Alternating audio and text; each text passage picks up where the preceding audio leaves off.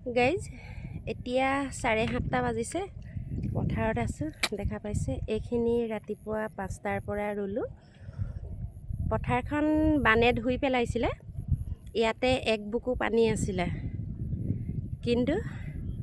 আজি বৰষুণ যোৱা নিশা দিয়াৰ কাৰণে ৰুবলৈ পানী হৈছে নহলে পানী নাছিলে চিৰিয়াল ফাট দি আছিলে মই ৰাতিপুৱাৰ পৰা এইখিনি ৰুলো দেখা পাইছে এইখিনি ৰুলো আজি এনেকৈ অকমান খেতিত ব্যস্ত হৈ আছো আপোনালোকৰ মৰম চেনেহবিলাক পাই থকাৰ কাৰণে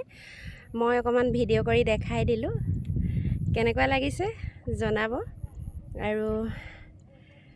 ধুনীয়া ধুনীয়া ফটোবোৰ দি থাকো কাৰণে নাভাবিব যে খেতিৰ কাম মই নাজানো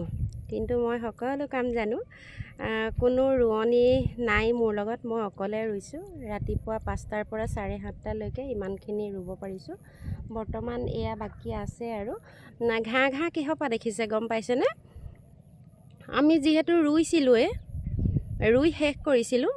ৰুই শেষ কৰাৰ পাছত এতিয়া আৰু ইয়াতে কাৰবাৰ ধান বাচিছে কাৰবাৰ মৰিছে সেইকাৰণে এতিয়া আৰু ট্ৰেক্টৰ ভৰাবলে সুবিধা নাই আৰু আজিকালিতো গৰুৱে হাল কোনেও নাবাই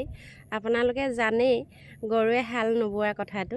সেইকাৰণে এই বনৰ ওপৰতে গছকি মেলি ৰুবলগীয়া হৈছে আৰু কোনো মই মাৰিব নোৱাৰো কাৰণ মানুহজনে খেতি কৰিব নাজানে আপোনালোকে জানে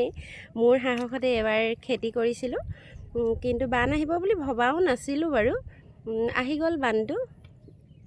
দেখি পাইছে সব ফেলে আকৌ হেউজিয়া হৈ গল এয়া দেখা পাইছে আৰু ৰোৱনীয়ে ৰুই আছে এইবোৰ মানুহ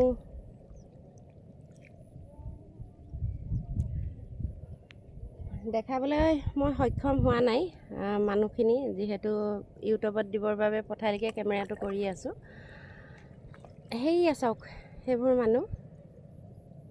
এইটো মোৰ জীৱনৰ প্ৰথম পথালিকা কৰা ভিডিঅ' হয় দেই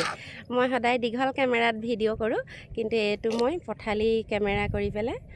ভিডিঅ' বনাইছো আমাৰ গাঁও সেইখন দেখা পাইছে সেইখন আমাৰ গাঁও হয় আৰু খেতিৰ দিন কাৰণে মই 5টা বজাত উঠিছো এনেকৈ দেৰিকৈ উঠো 6:30টাত উঠো আধা ঘণ্টা ব্যায়াম কৰোঁ তাৰ পাছতে ঘৰৰ কাম চাম কৰি স্কুললৈ যাওঁ কিন্তু আজি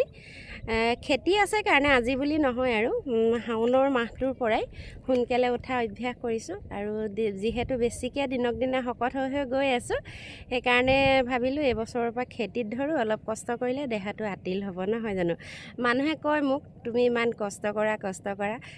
কৰিলে দেহাটো আতিল হয় তেজবোৰ চলাচল হৈ থাকে নহয় জানো ৰাইজ কি কয় আপোনালোকে মৰম দি থাকিব এনেকৈ মই আকৌ ভিডিঅ' লৈ আপোনালোকৰ মাজলৈ আহি থাকে মই যি কাম কৰোঁ সেয়া